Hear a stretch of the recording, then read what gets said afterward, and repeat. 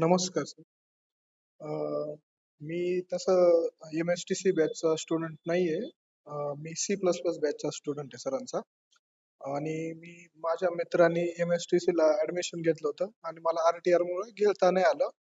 अं, त्याच्यामुळं माझी ती खंत होती. मग सर बोलले तू आता RTR मध्ये सरांना विचारलं घेऊ का ऍडमिशन. सर बोलले RTR च्या नाही घ्यायचं ऍडमिशन, ते नीट कर मग इकडं जेव्हा नेक्स्ट बॅच असेल तेव्हा घ्यायचं. तर एक्सप्रेशन बोलण्यासाठी मी यासाठी आलोय की मी जेव्हा C++ बॅचला ऍडमिशन घेतलं तेव्हा कॉलेजला होतो. तसं सरांच्या स्टुडंटकडे मी संगमनेरला क्लासेस केले. ते तिथं टीचर त्यांचा प्रायव्हेट क्लासेस होते, तिथं शिकलो.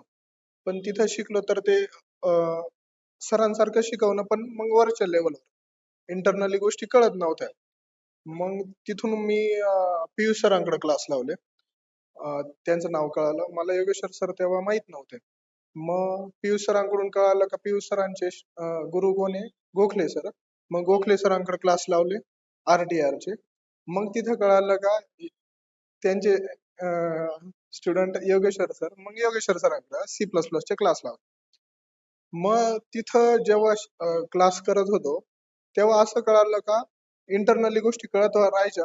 आणि तेव्हा घरीच होतो तर पूर्ण लेक्चर बघून झालं का आनंद व्हायचा का काहीतरी नवीन शिकलोय.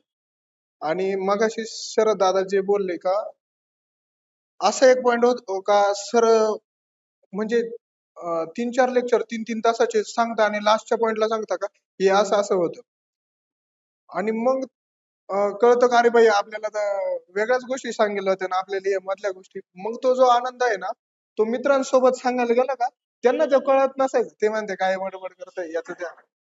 म्हणजे ह्या गोष्टी फक्त क्लासच्याच लोकांना माहित होईल का काय बोलायचंय त्याला. आणि आता मी जेव्हा त्यांना रेफर करतो का आता लावा क्लास, मग आता ते सांगताय का तू ज्या गोष्टी सांगत होता त्या बरोबर आहे.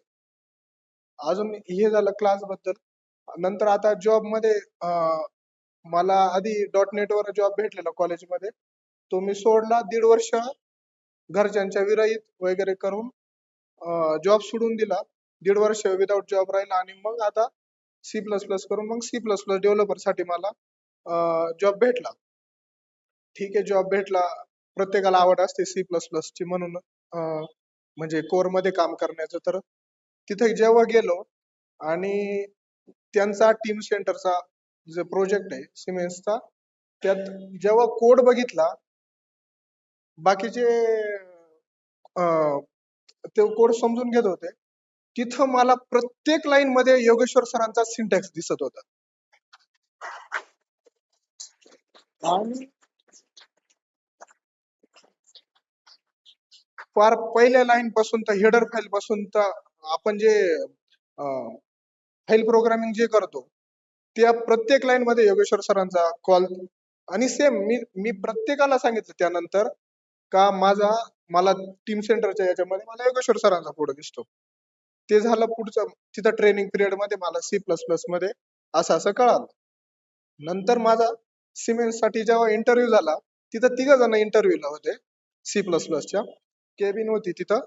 केबिन मध्ये इंटरव्ह्यू घेणारे कोण होते,